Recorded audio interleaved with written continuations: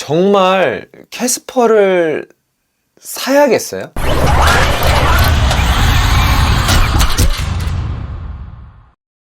안녕하세요. 자동차를 좋아하는 착학입니다. 오늘은 저번 영상에 이어서 캐스퍼 얘기를 한번 해드리려고 해요. 제가 캐스퍼의 장점 5가지를 말씀을 드렸는데 한편으로는 꼭 캐스퍼를 사야 하나? 싶은 치명적인 단점 3가지가 있어요. 오늘은 그것에 대해서 얘기를 해드리려고 하는데요. 오늘 영상을 한번 잘 보시고 나서 계약을 하기 전에 여러분들이 캐스퍼의 그 디자인에 매료가 돼서 구매 버튼을 딱 누르기 전에 이 영상을 한번 보시고 3가지 이유를 한번 들어보시고 나한테 좀 안 맞는 것 같다 라고 생각을 하시면 구매를 하지 마시고요. 난 이것도 충분히 커버가 된다 라고 하시면 그때 구매하시는 걸 추천을 드릴게요. 자, 그러면 현대 캐스퍼의 가장 치명적인 단점 첫 번째는요, 바로 연비입니다. 제가 저번 영상에서도 말씀을 드렸지만 웬만하면 캐스퍼를 산다고 마음을 먹었으면 엔진 2가지가 있는데 자연흡기와 터보 모델이 있어요. 1.0 자연흡기를 사지 마라. 무조건 터보를 사는 게 이득이다 이렇게 말씀을 드렸는데 터보를 사게 되면 연비가 많이 떨어져요. 리터당 연비가 자연흡기 엔진보다 1.5가 연비가 더 떨어지게 됩니다. 그걸 감안하고서도 터보의 장점이 더 많기 때문에 터보를 추천을 드렸지만 그럼 내가 터보를 구매를 했어. 그럼 연비가 12.8밖에 안 돼요. 여러분들, 경차를 사는 이유가 뭐예요? 물론 캐스퍼만의 그 작은 사이즈, 그 특유의 귀여운 디자인, 아니면 운전 초보자분들이 편하게 운전할 수 있는 작은 크기? 골목길을 왔다 갔다 하는 그런 편한 크기. 저는 이걸 다 차치하고서라도 우리나라에서 경차를 사는 가장 큰 이유는 경차 혜택 때문이에요. 아마 경차 혜택이 없었으면 캐스퍼는 팔리지도 않았을 겁니다. 2천만 원이나 되는 돈을 주고서 경차 혜택도 없는 캐스퍼를 왜 사겠어요? 그만큼 우리나라에서 경차를 산다는 것은 유지비가 저렴하다는 점에 있는데 그런 것에 있어서 가장 중요한 게 연비잖아요. 근데 하필이면 캐스퍼 연비가 좋은 편이 아니야. 그리고 제가 예전에 영상에서 경차를 사면 안 되는 이유 중에서 연비를 꼽은 적이 있어요. 생각보다 많은 분들이 경차 연비가 좋다고 생각을 하는데 경차는 결코 연비가 좋은 차가 아닙니다. 같은 경쟁 상대인 베뉴나 아반떼를 보더라도요, 같은 15인치 휠을 기준으로 캐스퍼는 연비가 12.8이고요 베뉴의 연비는 13.7이고요 아반떼의 연비가 15.4예요 그러니까 아반떼가 15.4로 가장 높고 그 다음 14.7로 베뉴, 가장 밑에 캐스퍼가 차지하는 거예요. 여러분, 경차는 연비가 좋은 차가 아닙니다. 흔히들 자동차의 연비를 증가시키는 요인 중에 가장 큰 건 일단 공기저항 계수예요. 그래서 그런지 아무래도 공기저항을 많이 받는 SUV보다는 공기저항을 조금 덜 받는 얄쌍한 디자인의 세단, 스포츠카, 그런 것들이 공기저항이 좀 적기 때문에 연비가 더 올라가요. 그 다음 가장 큰 요소가 공차 중량입니다. 이것에서는 경차가 좀 유리할 수 있을진 몰라요. 하지만 그 다음 요소가 배기량과 변속기의 조합입니다. 경차 배기량 낮아요. 낮은 건 좋은데 변속기가 그걸 따라가지 못하는 게 단점이에요. 우리가 연비가 좋으려면요, 특정 RPM에서 고단 기어를 써야 연비가 좋아져요. 즉 예를 들어서 8단 기어 아니면 9단 기어처럼 고단 기어를 물려놓고 정속 주행을 했을 때 연비가 올라가는 거거든요. 근데 아쉽게도 캐스퍼는 4단까지밖에 못 씁니다. 4단 변속기를 쓰면서 캐스퍼를 몬다? 일상 주행에서 우리 시속 80까지는 금방 나가잖아요. 다른 차들 같은 경우는 고단 기어가 있기 때문에 좀 원활하게 운행이 가능해요. 80까지 올라가는 게. 하지만 캐스퍼 같이 경차 같은 경우는 시속 80까지 올라가는데도 많은 엔진의 힘을 쓰는 거죠.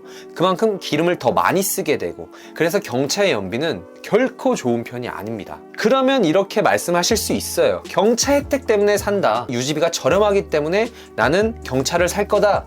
한번 계산을 해보자고요. 2021년에 경차 혜택이라고 하면 개소세 5%가 면제가 되는 거고, 취득세가 50만원 할인에다가 톨게이트비가 반값이죠. 거기다가 내가 가구당 차량이 한 대만 있다면 유류비가 1년에 20만원이 지원이 돼요. 거기다가 내가 개인 사업자라면 부가세 10% 환급도 받기 때문에 아주 저렴하죠. 그럼 한번 계산을 해보면 2천만원짜리 차를 개소세 100만원이라고 생각을 하고 취득세 50만원, 거기다가 부가세 환급 10%까지 해서 200만원, 총 350만원의 할인이 포인트예요. 뭐 유류비, 환급이나 톨게이트를 제외하고서. 그랬을 때 휘발유값 1리터당 1650원을 기준으로 계산을 해보면 1년에 2만 킬로를 간다고 가정을 해볼게요. 그럼 캐스퍼를 타게 된다면 1년에 260만 원의 기름값이 들어가요. 베뉴 같은 경우는 1년에 240만 원이 들어가고요.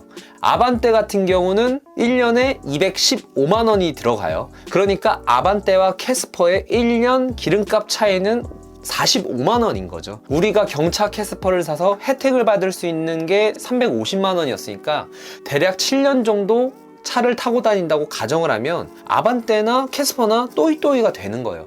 물론 가구당 경차가 한 대라서 뭐 유류세 환급까지 해주면 경차가 더 저렴할 수 있죠. 제가 이런 말을 하는 뜻은 뭐냐, 내 집에 가구당 차가 아무것도 없다, 경차밖에 없다, 이런 분들이 구매를 하셔야 돼요. 그랬을 때 유류세도 1년에 20만 원을 환급 받을 수 있고, 거기다가 나는 톨게이트가 있는 고속도로를 정말 많이 가 라고 했을 때 경차를 사는 거지, 그게 아니라고 하면 베뉴나 아반떼에 비해서 결코 유지비에 대해서는 그렇게 큰 절약이 없다는 거죠. 캐스퍼가 디자인이 너무 좋아, 나는 좁은 골목길을 많이 가, 그래서 나는 캐스퍼를 살 거야 라고 하면 제가 할 말은 없겠지만, 나는 유지비, 나는 저렴한 경차 라고 생각해서 캐스퍼를 산다고 하면 조금 오류가 있다는 거예요. 거기다가 제가 경차치고 캐스퍼의 승차감이 굉장히 좋다고 말씀을 드렸잖아요. 하지만 그것도 경차치고예요. 아반떼가 더 좋고요, 베뉴가 더 윗급이라서 더 좋아요. 자동차에 있어서 이 급은요 확실해요. 급 나누기를 굉장히 잘 해놨기 때문에 경차보다는 소형차보다는 준중형차의 승차감이 더 뛰어나고 엔진도 그만큼 더 뛰어난 게 들어갈 수밖에 없는 겁니다. 이래서 저는 캐스퍼를 살 때 한번 고민을 해보시라 라고 말씀을 드리고 싶어요. 자, 다음으로 캐스퍼의 가장 치명적인 단점 두 번째는요, 바로 가격입니다. 이 가격은 캐스퍼가 처음 나왔을 때부터 말이 많았죠. 아니, 비쌀 이유가 없잖아요. 현대 캐스퍼지만 현대에서 만든 것도 아니고 위탁을 줘서 아무래도 인건비를 좀 줄였고, 거기다가 온라인 판매를 하면서 딜러 마진, 딜러한테 들어가는 수수료도 줄어졌어요. 영업 마케팅 비용이 더 줄어든 거죠. 그렇다고 따지면 이 캐스퍼를 하는 차량을 만들었을 때 들어가는 단가가 좀 떨어졌을 텐데 오히려 가격은 기존의 모닝레이보다 더 높게 출시가 됐잖아요. 그러면 마진을 많이 남기려고 하는 건가? 라고 생각이 되죠. 자동차 업계에 일하는 저로서는 캐스퍼의 그 가격 책정이 엄청나게 비싸다고 생각은 되지 않습니다. 하지만 문제는 뭐냐, 경쟁 차종의 가격이 비슷하다는 거예요. 특히 베뉴. 지금 캐스퍼의 사전 계약 대수 중 70%가 풀옵션이라고 합니다. 그러니까 2천만 원을 기준으로 예를 들어볼게요. 베뉴 모던 등급에다가 스마트 센스도 넣고 멀티미디어, 내비까지 넣은 가격이랑 똑같아요. 그러니까 베뉴 중간 옵션을 선택하고 옵션을 더 넣어도 캐스퍼랑 비슷하다는 거예요. 거기다가 가장 많이 팔리는 아반떼 모던 등급에다가 뭐 하이패스 넣고 내비 넣고 스마트 센스를 넣으면 대략 2,250만 원 정도가 나오거든요. 그러니까 제 말은 뭐냐, 베뉴나 아반떼나 캐스퍼나 가격이 다 비슷비슷하다. 근데 내가 꼭 경차를 사야 되냐, 아까 말씀드렸다시피 경차 혜택 연비로 다 커버할 수 있는 수준이 됩니다. 내가 정말 운전을 못해서 골목길을 들어가야 돼서 정말 특별하게 나는 뒤에 사람을 아예 태우지 않아, 이런 분들은 뭐 제가 말릴 생각은 없습니다만, 단 한 번이라도 1년에 한 5번 정도 내가 뒤에 사람을 태운다, 1년에 한 번 정도는 사람이 5명은 탄다, 이러면은 베뉴로 가세요. 주저 마시고 베뉴도 가세요. 베뉴 막 차가 작다 하는데 캐스퍼는 작은 정도가 아니라 그냥 엄청 작아요. 다음으로 캐스퍼의 치명적인 단점 세 번째는요, 바로 변속기입니다. 제가 아까도 말씀드렸다시피 캐스퍼 같은 경우는 변속기가 4단까지밖에 없기 때문에 연비가 좋은 편이 아니에요. 아반떼나 베뉴에 들어갔던 IVT 무단 변속기가 들어갔으면 좀 더 개선이 됐을 거예요. 물론 4단 변속기를 쓰면서 치고 나가는 맛, 저속에서 치고 나가는 맛은 IVT보다 더 뛰어날지도 몰라요. 하지만 4단이기 때문에 변속 간의 타이밍이 굉장히 텀이 길어요. 이런 점 때문에 캐스퍼의 변속기 4단이 그렇게 달갑지는 않더라고요. 이 정도의 가격 상승이 있었으면 IVT, 그러니까 현대가 자랑하는 그 IVT가 들어갔어야 마땅하나 그게 안 들어갔잖아요.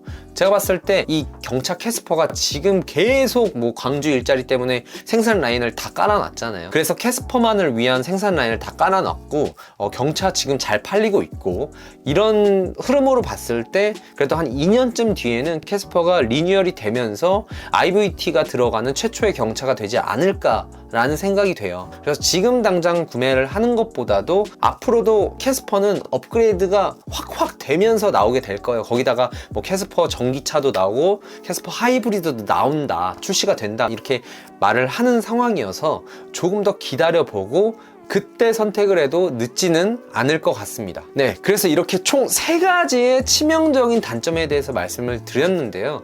경차 캐스퍼 괜찮아요. 내가 진짜 너무 경차 캐스퍼를 사고 싶은데 그러면 이스퍼레이션은 사지 마세요. 모던도 사지 마세요. 그냥 제일 깡통 스마트에다가 터보만 넣은 상태에서 그렇게 한 1,500만 원대, 1,600만 원 정도로 구매를 하시는 걸 추천을 드릴게요. 물론 요즘 시대에 내비도 없고 뭐 그 라디오 이상한 거 들어가면서 후방 카메라도 들어가 있지 않아요. 하지만 뭐 내비 같은 경우는 요즘 핸드폰으로 많이 사용을 하시고, 후방 카메라는 정말 아쉬운 부분이긴 하지만 이거는 가격을 위해서는 어쩔 수 없이 포기해야 되는 부분이라고 생각을 합니다. 네, 그래서 깡통을 사시는 거라면 전 말리진 않겠습니다만 풀옵션 아니면 모던 등급의 옵션을 좀 넣은 상태에서 구매를 하실 예정이라면 한번 이 영상을 좀 곱씹어 보세요. 그리고 나서 구매를 해도 늦지 않습니다. 네, 오늘 영상은 여기까지고요. 영상이 도움이 되셨으면 구독과 좋아요, 알람 설정까지 부탁드립니다. 감사합니다.